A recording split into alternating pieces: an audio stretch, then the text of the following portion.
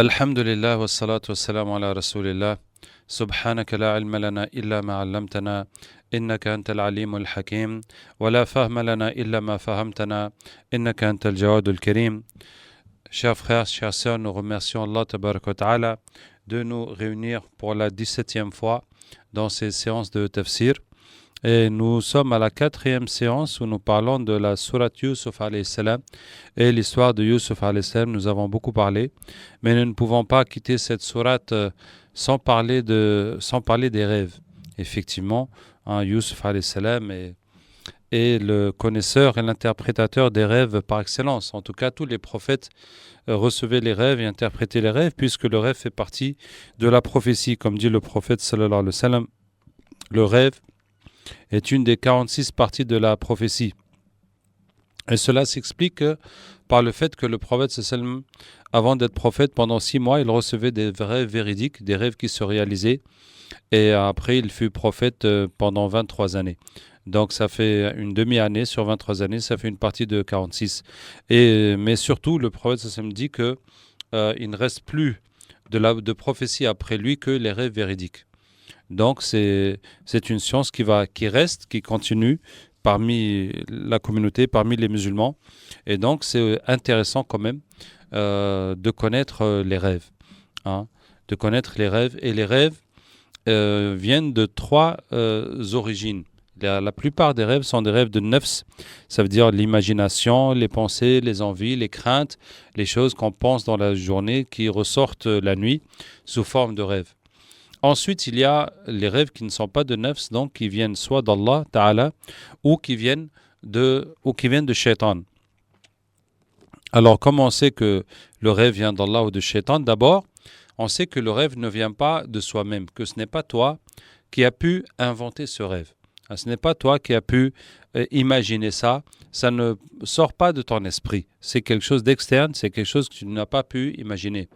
Alors, une fois qu'on sait que ça ne vient pas de nous-mêmes, comment savoir si ça vient d'Allah ou que ça vient de Shaitan? Eh bien, tout simplement que si ça vient de Shaitan, c'est pour t'égarer, que si ça vient d'Allah Ta'ala, c'est pour te guider. Donc, il faut être attentif aux ruses de Shaitan pour ne pas tomber dedans, pour ne pas y succomber. Et donc, si c'est un rêve positif, on sait que ça vient d'Allah Tabaraka wa Ta'ala. Je vais vous donner un exemple, cet exemple que raconte Abdul Qadir al-Jilani, le grand saint. Il dit qu'il a rêvé une fois une lumière et il a entendu une voix qui lui dit « Je suis ton Dieu, je te permets de faire le haram ». Alors, Abdul Qadir al-Jilani a dit « A'udhu billahi minash shaitan rajim » et a lu un verset comme quoi Allah n'a pas permis au prophète sallallahu alayhi wa sallam de faire le haram. Et la lumière est partie et Shaitan a parlé, il a dit « J'ai cassé 70 savants avec ça ». Ça veut dire que Shaitan était tellement déçu que sa ruse n'a pas marché, qu'il a dit ça comme ça, j'ai cassé 70 savants avec ça. Il était dépité d'avoir échoué. Donc vous voyez 70 savants, des gens qui sont savants, qui sont pieux, qui sont célèbres, qui ont beaucoup de disciples, etc. Et Shaitan vient par ce point faible qui est l'orgueil et la vanité, et de dire que moi je suis dans la piété, je suis proche d'Allah, je suis mieux que les autres, qu'Allah nous préserve. Et donc, il va les faire glisser et leur dit faire croire que c'est Allah qui leur dit que maintenant tu es tellement pieux, je t'aime tellement que il n'y a plus besoin que tu te souffres, que tu te prives, que tu n'as qu'à profiter, faire tout ce que tu as envie. C'est licite pour toi, de toute façon, ça y est, je t'ai adjugé le paradis. Qu'Allah nous préserve. Donc, comment on sait qu'un rêve vient de Shaitan? On sait parce que c'est une question d'égarement. C'est quelque chose qui t'égare. Et une fois qu'on sait que ce rêve vient de Shaitan, en fait, il est possible de profiter de tous ces rêves. Tous ces rêves, on peut en tirer profit. Quand tu fais un rêve de nafs, ça te montre où en est ta nafs. Ça te montre ta nafs, qu'est-ce qu'elle a envie, qu'est-ce qu'elle désire, qu'est-ce qu'elle a peur. Et donc, tu as éventuellement besoin d'éduquer ta nafs, de ne plus être attiré par certaines choses que tu ne peux pas faire le jour, mais que dans le rêve tu fais parce que tu as envie de les faire, et donc de corriger ta nafs jusqu'à ce que tu fasses des rêves où tu lis le Coran, où tu pries, où tu vas à la Mecque. Donc cela devient ton envie. Ton envie, ta passion, tes rêves, c'est de te rapprocher plus d'Allah Ta'ala, de faire plus de bonnes œuvres.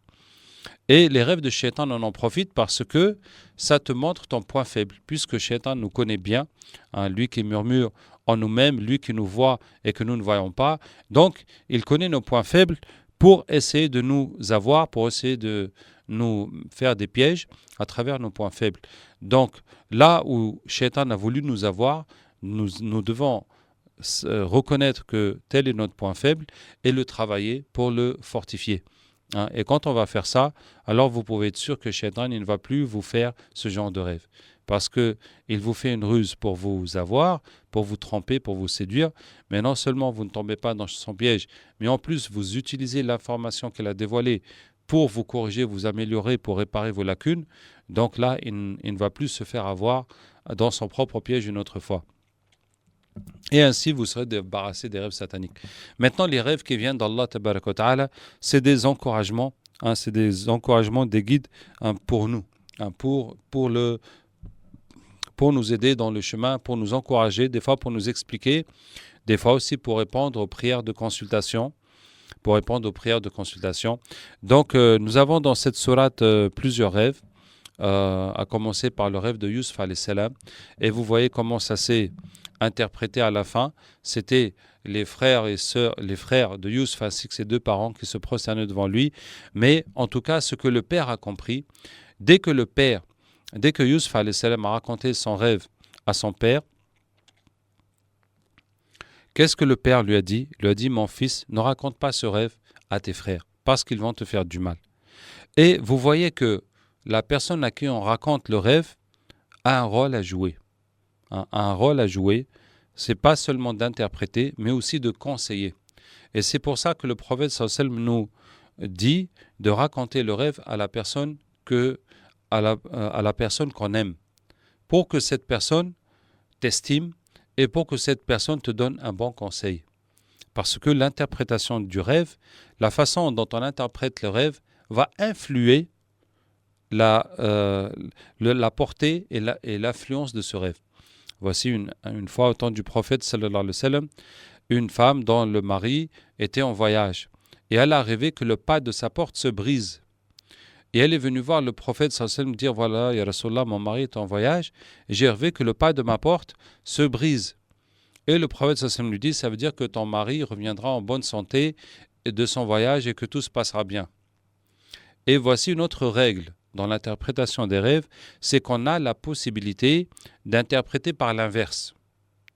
Et c'est pour ça, la personne à qui on raconte le rêve, s'il voit que c'est une bonne signification, il va dire, Mashallah, que c'est bon.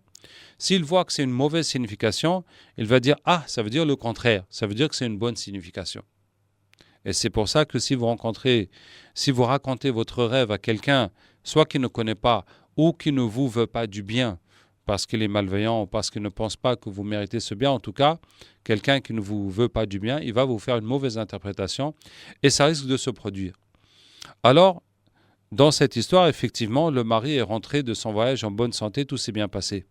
Une autre fois, le mari était encore en voyage et la femme a fait le même rêve. Et elle est venue voir le prophète sallallahu alayhi wa sallam et lui dire, ya Rasulallah, mon mari est en voyage et j'ai encore rêvé que le pas de ma porte se brise. Mais le prophète sallallahu alayhi wa sallam a eu une intuition. Il lui dit, mais est-ce que tu as déjà raconté ce rêve auparavant? Et vous voyez encore une autre règle dans l'interprétation des rêves, c'est qu'il y a une part qui est, je ne dirais pas irrationnelle, mais en tout cas qui n'est pas formalisable. C'est une part de perception et d'intuition chez la personne qui va interpréter le rêve. Et le prophète sallallahu alayhi wa sallam lui demande, est-ce que tu as raconté cela à quelqu'un déjà? Et la femme dit, oui, j'ai déjà raconté ce rêve à une personne. Et le prophète sallallahu alayhi wa sallam lui dit, mais qu'est-ce qu'elle t'a expliqué? Elle dit, la personne m'a dit que mon mari allait mourir.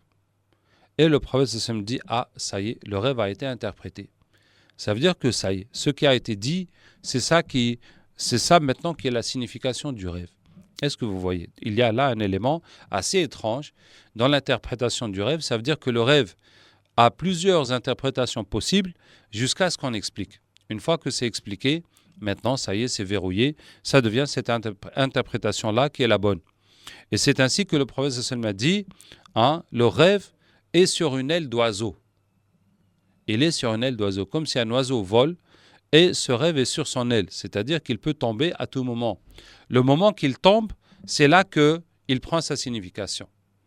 C'est là que, comme ça tombe. Ça veut dire que du moment qu'on ne l'a pas interprété, il y a plusieurs explications possibles. Et puis le moment que ça va s'expliquer, ça y est, ça va être ça. Et pour ça, donc, il est important que celui qui explique le rêve, non seulement, ce n'est pas juste qu'il cherche à comprendre comme une énigme ou un mystère ou un rébus qu'on cherche à déchiffrer, mais on cherche aussi à conseiller cette personne. Et donc, pour pouvoir conseiller, il faut soi-même avoir une expérience de la vie, une certaine connaissance de la religion. Il faut connaître aussi la situation de cette personne et il faut aussi pouvoir donner de bons conseils. Donc ainsi, quand Yusuf a raconté à son père lui a donné un premier conseil, ne raconte pas à tes frères car ils vont te faire du mal. Et la deuxième chose que le père lui a dit, Allah va te donner la science des rêves. Et Allah va te faire prophète comme tes pères, Yaqub lui-même, et puis son père Ishaq et son père Ibrahim alayhi salam. Donc voilà ce qu'il a compris, même s'il n'a pas compris les détails du rêve, mais en tout cas ce qui est sûr, c'est que Yusuf sera prophète et qu'Allah Ta'ala va l'élever. Donc ainsi, c'est encore une autre règle que quand on ne connaît pas, il faut dire qu'on ne connaît pas, ou quand on n'est pas sûr, il faut dire qu'on n'est pas sûr. Maintenant, regardons par exemple les rêves des deux jeunes qui étaient en prison. Les deux jeunes étaient en prison. Il y a eu l'empoisonnement du roi. On n'a pas su qui l'a empoisonné. On a pris le cuisinier et le serveur de main, on les a mis en prison en attendant de mener l'enquête. Et le cuisinier a rêvé qu'il avait du pain sur la tête que les oiseaux mangeaient. L'autre rêvait qu'il pressait du vin. Alors les deux n'ont rien compris au rêve. Et Yusuf alayhi salam était là. Et maintenant, ils ont remarqué la piété de Yusuf alayhi salam. Et ils sont venus lui dire que voilà, tu es un homme pieux, est-ce que tu peux nous expliquer ces rêves? Quelle est l'utilité de ces rêves? Celui qui est arrivé avec le pain, ça voulait dire qu'il devait mourir. Et effectivement, il est mort. L'autre, ça voulait dire qu'il devait retourner chez le roi et reprendre son travail. Effectivement, ainsi fut fait. Mais quelle utilité de dire à que Allah montre à celui qui va mourir qu'il va mourir d'ici quelques heures, puisque de toute façon, il va mourir et il ne peut rien.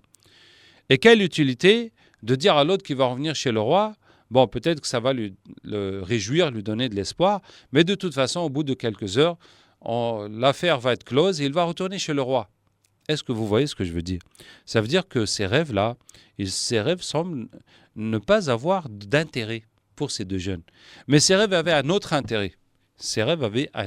Allah a fait les rêves des deux jeunes pour qu'ils s'adressent à Yusuf alayhi salam. Et pour que ce soit une occasion que Yusuf les prêche. Et pour qu'ils constatent effectivement que Yusuf a une science qui vient d'Allah. Et c'est ce qu'il n'a pas manqué de dire. C'est ce qu'il n'a pas manqué de dire, que c'est une science que Allah nous a donnée parce que moi j'ai suivi la voie de mon père, de mes pères, Ibrahim, Ishaq et Yaqub. Je n'ai pas adoré les fétiches. Et donc Allah nous a donné cette science, effectivement. Et quand il va leur interpréter, ils vont être convaincus et puis les faits vont se réaliser très rapidement puisque ça va se réaliser comme il a dit. Donc, le but de ces rêves-là était autre. Le but, c'était pour montrer aux jeunes qui est Yusuf alayhi salam. Et pour qu'ils puissent les prêcher. Et donc, vous voyez que Yusuf alayhi salam, quand les jeunes lui racontent leurs rêves, lui, il sait que le but de ces rêves, ce n'est pas juste de leur dire que toi, ton rêve signifie cela. Non, c'était l'occasion. Allah lui a mis cette occasion pour qu'il les prêche. Donc vous voyez, des fois, c'est pour ça que celui qui interprète le rêve, en fait, il a beaucoup de possibilités. Et il lui appartient de conseiller, de dire ce qui est mieux pour ces gens, pour cette personne qui a fait le rêve, pour le conseiller dans le bon sens. Et bien entendu, ce rêve que le jeune a fait en prison et qui va retourner chez le roi, Allah Ta'ala a voulu qu'il fasse ses rêves et que Yusuf interprète les rêves pour que des années plus tard, quand le roi va faire un rêve, il va se rappeler qu'il y a quelqu'un en prison qui interprète les rêves. Vous voyez? Donc c'est Allah Ta'ala qui a voulu qu'il fasse ce rêve. Et de même, le rêve du roi, et soit dit en passant que les rêves codés viennent toujours d'Allah Ta'ala. Que Shaitan, lui, ne peut pas faire des rêves codés. Parce que si Shaitan te fait un rêve codé en forme d'énigme, Shaitan ne peut pas savoir la façon que tu vas interpréter ce rêve. Shaitan ne peut pas savoir quelle personne tu vas rencontrer, à qui tu vas exposer ton rêve et de quelle façon il va te le raconter. Il va te l'interpréter. Tout cela n'est pas du domaine que Shaitan peut maîtriser. Donc, si Shaitan te fait un rêve, c'est pour t'égarer directement. Donc, si nous voyons un rêve codé, nous savons que forcément il vient d'Allah Tabaraka wa Ta'ala. Maintenant, dans la science de l'interprétation des rêves, il y a plusieurs données qu'il faut maîtriser. Les premières données, c'est les rêves qui sont cités dans le Coran et dans le Hadith. Les rêves du Coran, comme ceux de Yusuf alayhi salam, comme les autres, et dans le Hadith, il faut d'abord maîtriser et connaître donc la façon que les choses s'interprètent. La façon qu'on interprète les vaches qui se sont interprétées en années, etc. Deuxièmement, il faut connaître les métaphores qu'il y a dans le Coran et qu'il y a dans le Hadith pour utiliser ces métaphores. Par exemple, il y a une histoire où il y avait une bataille qui se préparait entre les musulmans et les chrétiens en Espagne. Et le roi chrétien a rêvé qu'il était sur un éléphant et qu'il entendait un bruit de tam-tam. Et il a dit ça à son assemblée, à ses ministres, à ses proches. Ils lui ont dit, mais c'est une bonne nouvelle, ça veut dire que nous allons gagner, puisque tu es sur un éléphant, l'éléphant est fort, et le bruit des tam-tam, donc on clame la fête. Mais le roi gardait un doute. Il a dit non, apportez-moi un savant musulman pour m'expliquer. Et quand on a amené un savant musulman, et on lui a raconté le rêve, il lui dit, ça veut dire que vous allez perdre la bataille. Il lui dit, mais pourquoi ça? Il lui dit, parce que tu étais sur un éléphant, et Allah dit, Alam tara kayfa fa'ala rabbuka bi ashabil fil. N'as-tu pas vu ce qu'Allah a fait des gens de l'éléphant? Donc au contraire, c'est mauvais signe, ça veut dire que tu vas perdre. Et tu entendais les bruits des tam-tam, et Allah dit, فَإِذَا نُقِرَ فِي النَّاقُورِ فَذَلِكَ يَوْمَئِذٍ يَوْمٌ عَسِيرٌ. Quand on va frapper sur le tam-tam, ce jour-là sera un jour difficile. Donc je disais qu'il faut aussi connaître les métaphores, les exemples qui sont dits dans le Coran et dans le Hadith. Par exemple, un hadith où le prophète sallam dit فَكُونُوا أَبْنَاءَ الْآخِرَةِ وَلَا تَكُونُوا أَبْنَاءَ الدُّنْيَا فَإِنَّ كُلَّ أُمٍّ يَتْبَعُهَا وَلَدُهَا. Soyez les fils de l'au-delà et ne soyez pas les fils de ce bas monde, car chaque mère est suivie par ses enfants. Donc, si tu vois ta mère dans le rêve, ça veut dire qu'il s'agit de l'au-delà. En tout cas, il y a ainsi de nombreuses métaphores. Mais dans l'interprétation des rêves, même les exemples et les métaphores et les glissements de sens linguistiques de chaque culture, de chaque pays, de chaque endroit comptent. Par exemple, la signification des plantes, etc., ça compte. Bien. Qu'est-ce que je vais dire de plus sur l'interprétation des rêves? Je vais prendre quelques exemples. Je vais prendre le premier exemple du rêve de Ibrahim alayhi salam quand il rêve qu'il égorge son fils.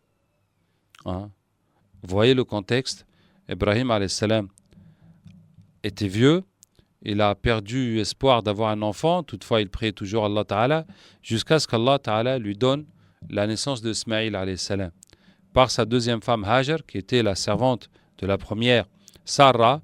Et Sarah, voyant qu'elle ne pouvait donner un enfant à Ibrahim alayhi salam, lui a offert sa servante dans l'espoir qu'elle lui fasse un enfant, ce qui fut fait. Et à ce moment-là, il y a eu la jalousie entre les femmes, et Ibrahim alayhi salam est allé emmener son femme Hajar et son fils Ismaïl, les déposer à la Mecque, dans une vallée où il n'y a même pas un brin d'herbe, il n'y a même pas une plante qui pousse là-bas, mais c'était la volonté d'Allah Tabaraka wa Ta'ala. Et Allah a sorti le puits de Zamzam, et puis des gens sont venus s'installer, et donc la vie a pu continuer pour Hajar et pour Ismaïl. Et ensuite, Ibrahim alayhi salam revient une dizaine d'années après avoir laissé sa femme et son fils. Subhanallah, il revient après une dizaine d'années et il trouve son fils qui est un enfant, masha'Allah.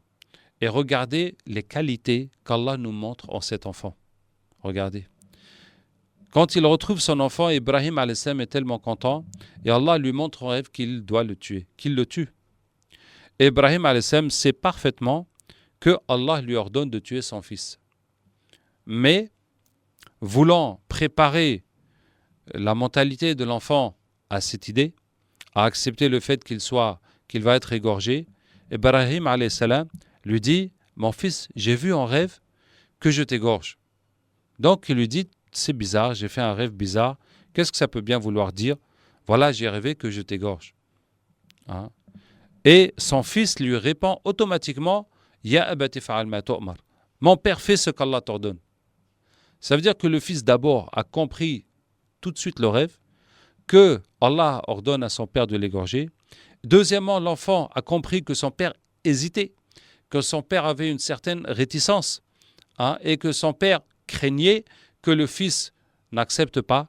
Hein, et donc le fils a immédiatement encouragé son père à exécuter l'ordre d'Allah tabaraka wa ta'ala.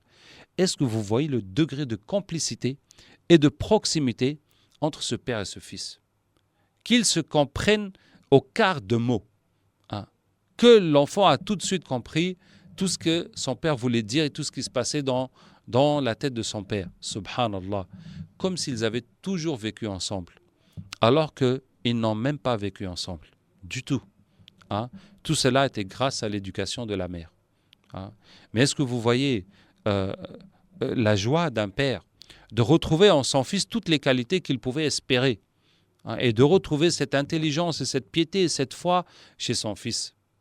Vraiment, il était comblé. Mais en même temps, était la difficulté de l'égorger, hein, puisque plus ce fils est satisfaisant et aimé, donc plus il est difficile de l'égorger. En tout cas, c'était pour vous dire un mot sur l'interprétation des rêves.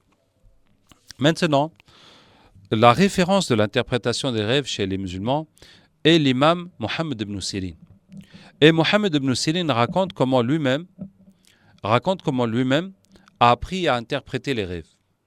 Il dit qu'une fois, il a vu 3 vieux et un jeune homme très beau. Et il dit au jeune, mais qui sont ces vieux? Il lui dit, ce sont mes pères, Ibrahim, Ishaq et Yaqub. Il dit, et toi qui es-tu? Dis-moi, je suis Youssouf, alayhi salam. Et Youssouf dit à Mohammed ibn Sirin, regarde dans ma bouche, qu'est-ce que tu vois? Il dit, je vois ta langue. Il dit, regarde encore. Il dit, je vois ta luette, le bout de viande au fond de la gorge qui pend. Il lui dit, regarde encore. Il dit, je vois ton cœur. Et Mohammed ibn Sirin dit, quand j'ai regardé le cœur de Youssouf, alayhi salam, la science des rêves est venue en moi. Et chaque fois qu'une personne me raconte un rêve, je le regarde dans ma main comme si je le regardais de tous les côtés. Et parmi les histoires un peu... il y a énormément d'histoires d'Ibn Sirin avec l'interprétation des rêves. Parmi ces histoires, il y a le fait que l'imam Malik, rahimahullah, vivait à Médine à la même époque que Mohammed ibn Sirin. Et l'imam Malik n'appréciait pas tellement cette science d'interprétation des rêves. Il trouvait que cela n'était pas sérieux et que la vraie science était le fiqh, était le Coran, était le hadith, était vraiment les sciences, si on peut dire, de l'islam. Même si l'interprétation des rêves aussi existe dans l'islam, puisqu'on la lit dans le Coran, dans les hadiths. Et puis l'imam Malik, rahimahullah, a fait un rêve. Il a rêvé qu'il était tourné vers l'ouest, vers l'Occident, et qu'il parlait. Et il a été perplexe face à ce rêve. Et qu'est-ce qu'il a fait? Il a dit à sa servante de partir chez Mohammed ibn Sirin et de dire qu'elle a fait ce rêve. De dire à Mohammed ibn Sirin qu'elle a rêvé, qu'elle était tournée vers l'ouest et qu'elle ne faisait que parler. Et la servante est partie dire à Mohammed ibn Sirin que voilà, j'ai rêvé que j'étais tourné vers l'ouest et je parlais. Et Mohammed ibn Sirin lui dit, ah, ce rêve, il n'y a que l'imam Malik qui peut le faire. Masha'Allah. Hein, il a dit ce rêve-là, ce n'est que l'imam Malik qui peut faire ce rêve-là. Alors la servante retourne à l'imam Malik, lui apporte la réponse de Mohammed ibn Sirin, et effectivement, comme c'était l'imam Malik lui-même qui avait fait ce rêve, alors il s'est déplacé, venu voir Mohammed ibn Sirin, lui a dit, c'est vrai, c'est moi qui ai fait ce rêve, et alors, qu'est-ce que ça veut dire? Il lui dit, ça veut dire que ta science se propagera à l'ouest. Et effectivement, nous voyons que le madhab de l'imam Malik s'est propagé à l'Afrique du Nord, à partir de la Libye, la Tunisie, l'Algérie, le Maroc, la Mauritanie, et puis tout en bas, le Mali, le Sénégal, etc., jusque, tous ces pays d'où l'islam est venu par le Nord. Alors, je voulais vous raconter un des beaux rêves que j'ai eu à expliquer. C'était il y a bien longtemps, il y a à peu près une vingtaine d'années. Et j'étais dans un quartier et, masha'Allah, on avait des jeunes qui apprenaient l'islam. Et à un moment, 6 mois après que je sois venu dans ce quartier, il y a un jeune qui est venu me dire, il est venu tout excité à la mosquée. Il m'a dit que, voilà, lui, il était avec une Française. Et donc, ils sont amoureux, et donc, ils avaient des rapports sexuels. Mais depuis 6 mois qu'il a commencé à faire la prière, il a arrêté d'avoir des rapports avec elle. Mais depuis, il lui parle de l'islam, et aujourd'hui, elle a fait la shahada, elle s'est convertie. Et il me dit, qu'est-ce qu'il faut faire? Je lui dis, bon, et puis le garçon avait 17 ans, la fille avait 15 ans. Et je lui demande, ça fait combien de temps qu'ils étaient ensemble comme ça? Ça faisait 2 ans. Depuis que la fille a 13 ans, que lui-même a 15 ans. En tout cas, voilà la situation. Et je lui dis, mais à cet âge-là, comment vous faites avec vos parents? Ah, il dit, il y a toujours moyen de tricher. Il y a toujours moyen de ruser. Bon, je lui dis, puisque telle est la situation, il faut vous marier. Alors, cela est un autre sujet, peut-être qu'on en parlera, Inch'Allah. Mais en tout cas, je ne voyais pas du tout l'opportunité de leur dire, attendez jusqu'à ce que vous ayez 25 ans, et là, vous allez vous marier. Et pendant tout ce temps-là, ils vont rester comme ça, dans une tentation terrible. Donc, il n'y avait qu'à les marier. Et puis, ils vont continuer ce qu'ils faisaient avant, dans toute discrétion. Puisque la fille étant musulmane, ses parents ne peuvent pas être tuteurs parce qu'ils ne sont pas musulmans. Quant au garçon, il peut décider tout seul. Donc, je lui dis, tu vas me trouver 2 témoins, on va faire ça. Et il est parti chercher des témoins, des autres jeunes comme lui. Mais il est tombé sur des jeunes qui lui ont dit, ah, le mariage, ça c'est une affaire très délicate, très importante. Il faudrait que tu fasses l'istikhara, que tu fasses la prière de consultation, que tu demandes d'abord à Allah tabaraka wa ta'ala. Il est venu me dire que voilà, que ses amis lui ont dit que, avant de se marier, avant de prendre cette décision, il convenait de faire la prière d'istikhara. Je lui dis, bon, tu n'as qu'à faire. Si c'est ça, fais l'istikhara. Alors il a fait. Et puis il est venu me dire qu'il a rêvé des photos de lui et d'elle. Des photos de leur couple, de lui et d'elle, qui se déchiraient, des photos, qui se déchiraient, tous qui sortaient, qui se déchiraient. Et puis il s'est vu avec elle dans une terre déserte en train de planter du Coran. Alors nous avons réfléchi un moment et nous avons trouvé que les photos représentent 2 choses. Ça représente le passé, puisque bien sûr les photos c'est des souvenirs du passé, et ça représente aussi les péchés, puisqu'il y a l'interdiction en islam de faire les dessins. Donc ça veut dire que leur passé de péché, leur péché passé était déchiré, était effacé. Et effectivement, comme ils se sont repentis tous les deux, et en ce qui la concerne, elle s'est convertie à l'islam, donc effectivement, et puis depuis qu'il s'est mis à la prière, ils ont arrêté de commettre ces péchés, donc Allah Ta'ala a pardonné tout leur passé. Et maintenant, il se voit avec elle dans une terre déserte, donc une nouvelle vie, sans péché. Il tourne une page, il commence une nouvelle vie, en train de planter, ça veut dire faire l'avenir, et ça veut dire aussi faire des enfants, en train de planter le Coran. Donc, ils vont vivre ensemble dans l'islam et dans la sunna du prophète sallallahu alayhi wa sallam. Donc, le rêve était totalement positif et nous avons célébré le mariage par la grâce d'Allah tabaraka wa ta'ala. Toutefois, quelques années après, peut-être 7-8 ans après, quand la situation s'est développée et tout ça, nous avons refait un nouveau mariage avec toute la famille et tout le monde, histoire de satisfaire tout le monde. Et ainsi, la relation comme ça a été acceptée. Et puis, jusqu'à ce que on a fait un mariage, entre guillemets, officiel, qu'Allah Ta'ala nous aide. En tout cas, ce fut un très beau rêve. Et voyez comment l'interprétation des signes d'Allah Ta'ala. Qu'Allah Ta'ala nous aide. Qu'Allah Ta'ala nous aide. Alors, avant de tourner la page de Surat Yusuf alayhi salam, je vais vous dire quelques autres petites choses. Il y a une petite histoire de l'imam al-Ghazali, rahimahullah, où quelqu'un est venu, où l'imam al-Ghazali, rahimahullah, dit tout verset que j'ai trouvé dans le Coran, j'ai trouvé son équivalent dans le hadith. Et tout hadith que j'ai pu trouver, j'ai trouvé son équivalent dans le Coran.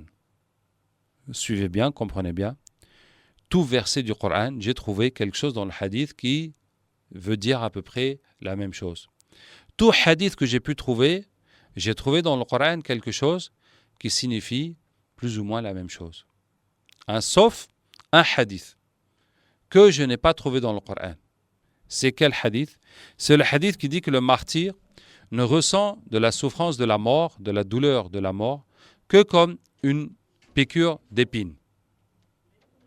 Je n'ai pas trouvé de verset du Coran qui signifie cela. Il dit alors, j'ai vu le prophète sallallahu en rêve qui m'a dit, regarde dans Surat Yusuf. Et j'ai cherché dans Surat Yusuf et j'ai trouvé que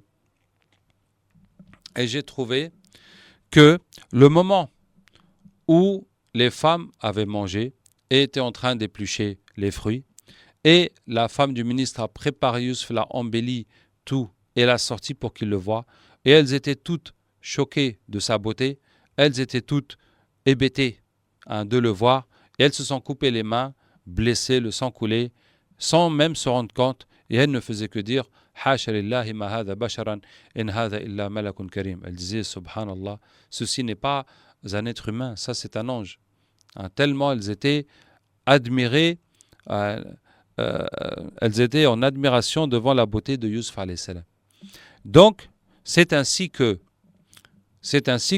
le martyr, le fait qu'il aille directement au paradis, il est tellement fasciné par la beauté du paradis, par les choses qu'Allah Ta'ala a fait là-bas, qu'il ne se rend même pas compte de la souffrance qu'il est en train de subir du fait que son âme quitte son corps. Ça veut dire que la souffrance de la mort est la même, comme tout le monde la ressent, mais il y a un tel plaisir, un tel bonheur, en même temps que ce bonheur va masquer cette souffrance et qu'ils ne vont se rendre compte de rien. Juste comme si on les a piqués avec une épine. Une deuxième chose que je voulais vous dire, au sujet encore qu'il y a de cette sourate Yusuf, c'est que certains savants donnent l'exemple de l'amour d'Allah tabaraka wa ta'ala, que quand on aime Allah et on veut partager cet amour et on veut raconter cela à tout le monde et on veut parler à tous les gens de la foi en Allah tabaraka wa ta'ala et de l'amour pour Allah et du repentir et de l'amour de son prophète sallallahu alayhi wa sallam et de la beauté de l'islam, quand on est submergé de cet amour, on n'a plus honte de rien et on ne voit plus le ridicule, on ne voit plus qu'on n'a plus aucune gêne de parler de cela. Comme, encore une fois, la femme du ministre qui était amoureuse de Yusuf alayhi salam, elle était tellement amoureuse qu'elle a réuni exprès les femmes pour leur raconter qu'effectivement elle aime Yusuf à la folie et qu'elle veut absolument, elle le désire absolument et que s'il ne va pas se soumettre à sa demande, voilà, elle va le faire châtier et qu'elle dit ça devant toutes les femmes et qu'elle ne s'en cache pas, elle n'en a aucune honte et en plus elle leur donne la preuve qu'elle a tout à fait raison de tomber amoureuse de lui, puisque regardez-le vous-même comment vous faites, comment vous êtes. C'est ainsi que celui qui aime Allah tabaraka wa ta'ala va parler d'Allah à tout moment, en tout lieu, à toute personne, jusqu'à ce qu'on le prenne pour un fou ou pour un déséquilibré, tellement qu'il aime Allah à la folie. Comme quelqu'un qui est amoureux va faire des choses qu'on peut trouver ridicules ou vraiment déplacées, mais c'est l'amour qui l'aveugle. Qu'Allah Ta'ala nous donne son amour et sa passion et la passion de sa religion. Pour terminer encore avec cette sourate, je vous avais raconté que nous avons vu cette sourate sous l'angle d'un prédicateur. Sous l'angle d'un prédicateur de Yusuf alayhi salam. Et comment cette histoire nous raconte l'accomplissement d'une mission la mission de Yusuf alayhi salam qui a consisté à convertir tout le peuple de l'Égypte. Tout le peuple d'Égypte, masha'Allah. Et regardez à la fin de la sourate, qu'est-ce qu'Allah tabaraka wa ta'ala dit? À la fin de l'histoire, quand Allah ta'ala finit l'histoire de Yusuf alayhi salam, Allah ta'ala dit ذَلِكَ مِنْ أَنْبَاءِ الْغَيْبِ نُوحِيهِ إِلَيْكَ وَمَا كُنْتَ لَدَيْهِمْ إِذْ أَجْمَعُوا أَمْرَهُمْ وَهُمْ يَمْكُرُونَ. Tels sont les événements cachés, les événements passés que nous te racontons, et tu n'étais pas avec eux quand ils ont comploté et manigancé, décidé tous ensemble de se débarrasser de Yusuf alayhi salam. وَمَا أَكْثَرُ النَّاسِ وَلَوْ حَرَصْتَ بِمُؤْمِنِينَ. Et la plupart des gens, quels que soient tes efforts, ne seront pas croyants. Alors quel rapport entre cette parole et les paroles précédentes? Quel rapport? Puisque cette histoire, c'est l'histoire de la prédication, c'est l'histoire de la conversion d'un peuple. C'est pour ça qu'Allah Ta'ala parle, Allah Ta'ala revient à la situation du prophète sallallahu alayhi wa sallam à la Mecque. Et face à tous ces gens que le prophète sallallahu alayhi wa sallam est en train de prêcher. Et après lui avoir donné cet exemple monumental d'un prédicateur qui a réussi sa mission par la grâce d'Allah tabaraka wa ta'ala, qui a accompli sa mission. Voilà ce qu'Allah ta'ala dit au prophète sallallahu alayhi wa sallam. Et puis il lui dit وَمَا تَسْأَلُهُمْ عَلَيْهِ مِنْ أَجْرٍ إِنْ هُوَ إِلَّا ذِكْرٌ لِلْعَالَمِينَ. Tu ne leur demandes pas de récompense pour cela, ce n'est qu'un rappel pour l'humanité, pour tout le monde. إِنْ هُوَ إِلَّا ذِكْرٌ لِلْعَالَمِينَ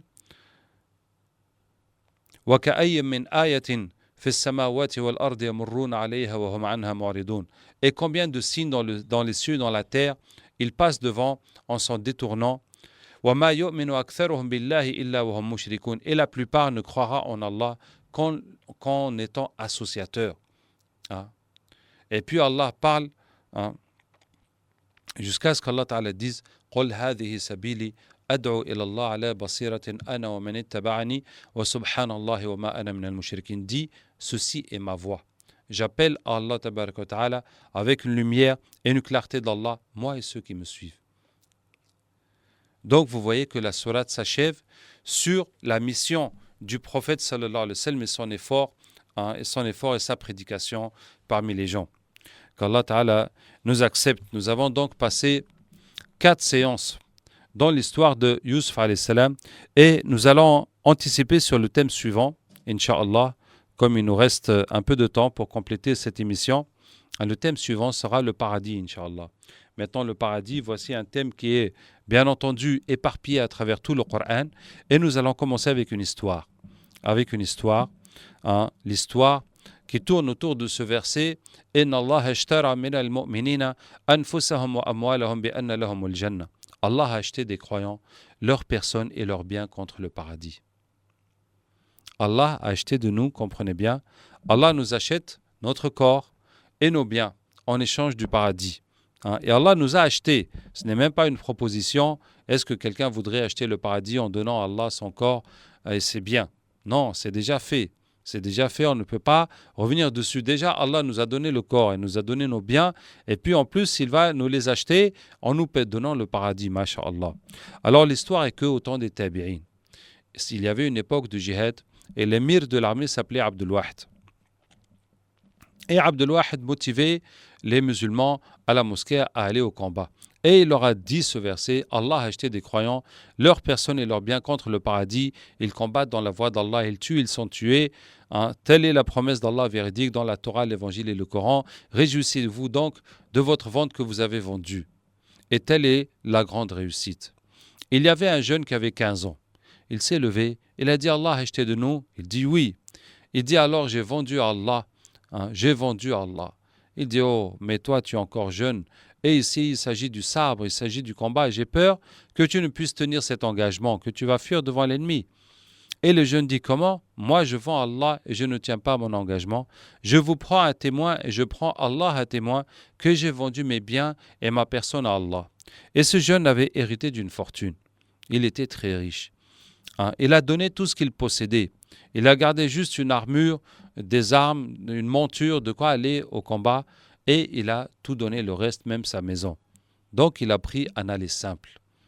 Et quand ils sont partis dans le jihad, l'émir raconte وَكَانَ الْغُلَامِ يَقُومُ اللَّيْلِ وَيَصُومُ النَّهَارِ وَيَخْدُمُنَا وَيَرْعَى دَوَابَنَا وَيَحْرُسُنَا إِذَا بِتْنَا. Le jeune jeûnait le jour, il priait la nuit, il nous faisait à manger, il s'occupait des bêtes et il montait la garde quand on dormait.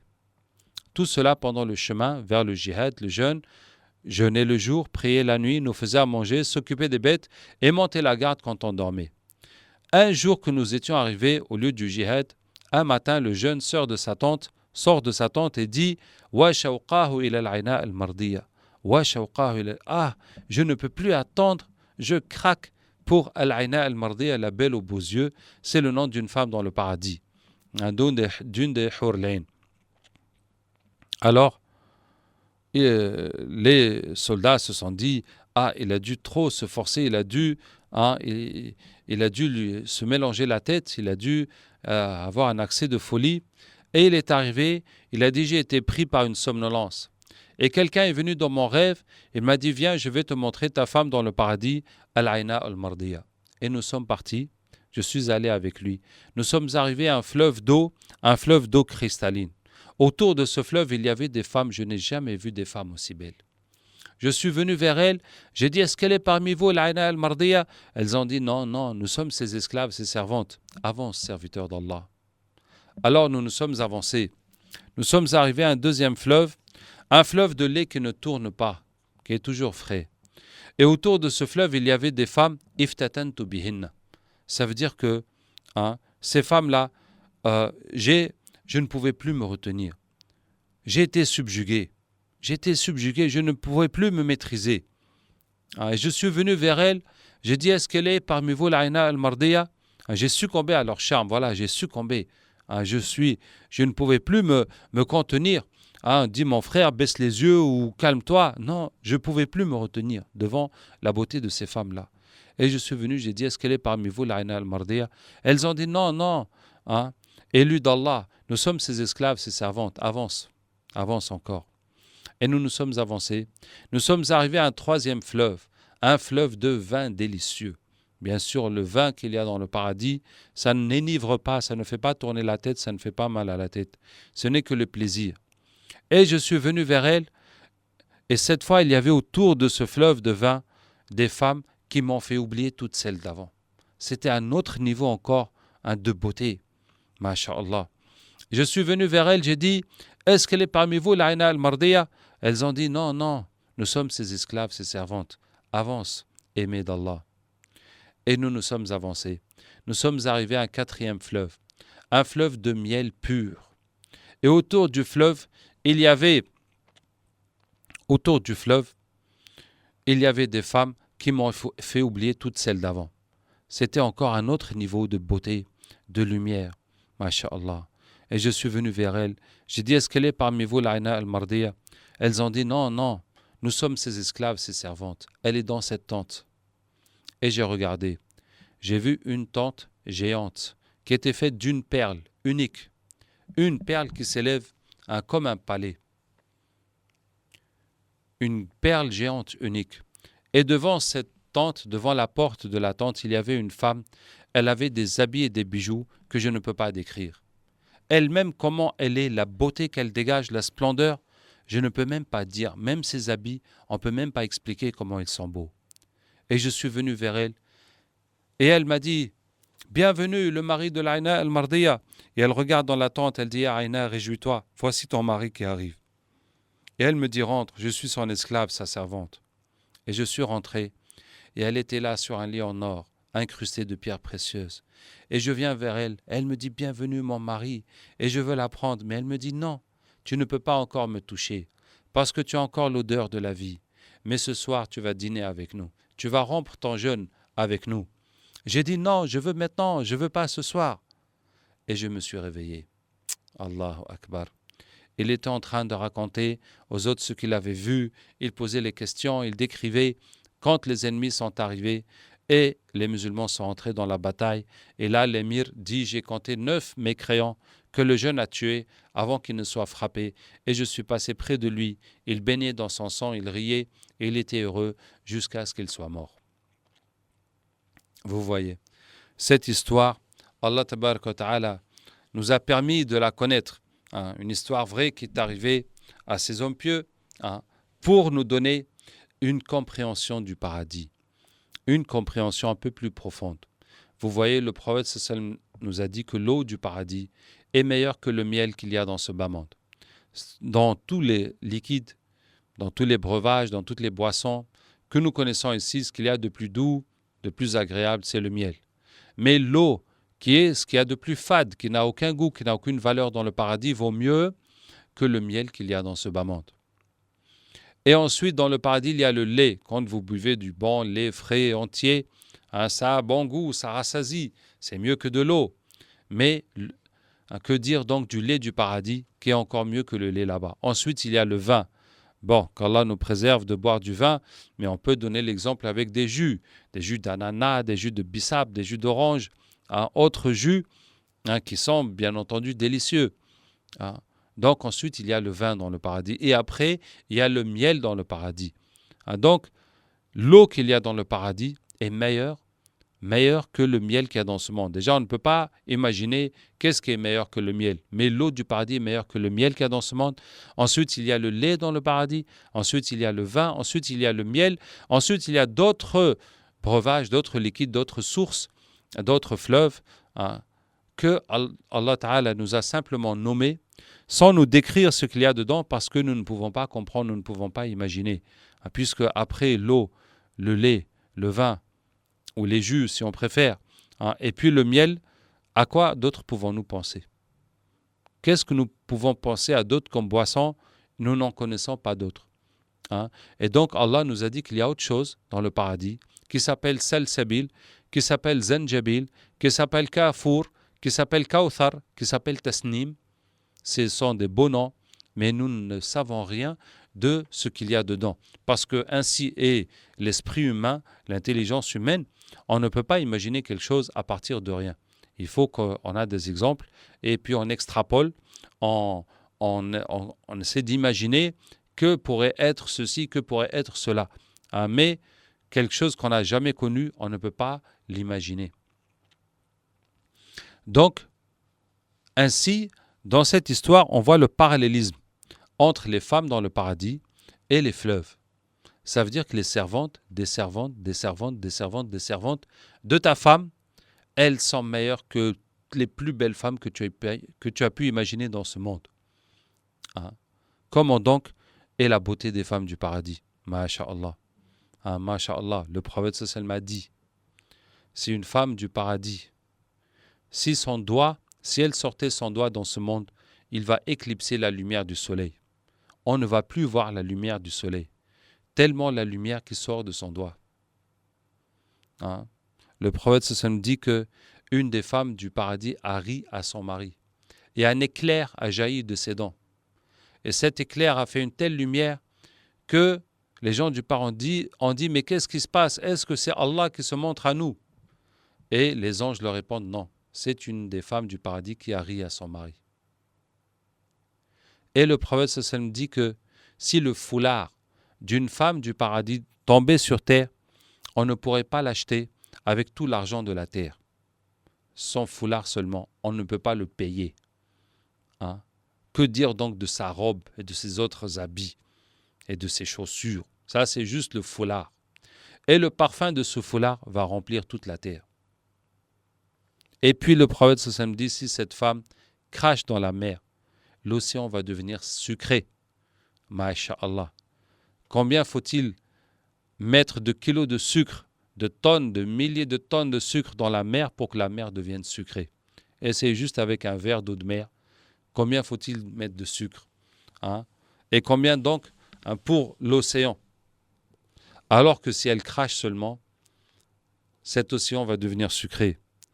Et à quoi bon? À quoi nous sert-il de savoir que si elle crache dans la mer deviendra sucrée? Ça veut dire que quand tu vas l'embrasser, masha'Allah, tu vas trouver plus de sucre dans ce baiser que des tonnes et des tonnes de sucre que tu ne peux imaginer. Masha'Allah. Alors, vous pouvez imaginer la suite de ce qui va se passer avec cette femme. Donc, nous avons ainsi commencé à parler du paradis, qu'Allah Ta'ala nous accepte, qu'Allah Ta'ala nous bénisse, qu'Allah nous augmente de sa science, qu'Allah nous fasse profiter de son Saint-Coran. Et Inch'Allah, nous allons continuer dans la séance suivante à encore parler du paradis à travers le Coran, Inch'Allah. سبحانك اللهم وبحمدك نشهد أن لا إله إلا أنت نستغفرك ونتوب إليك سبحان ربك رب العزة عما يصفون وسلام على المرسلين والحمد لله رب العالمين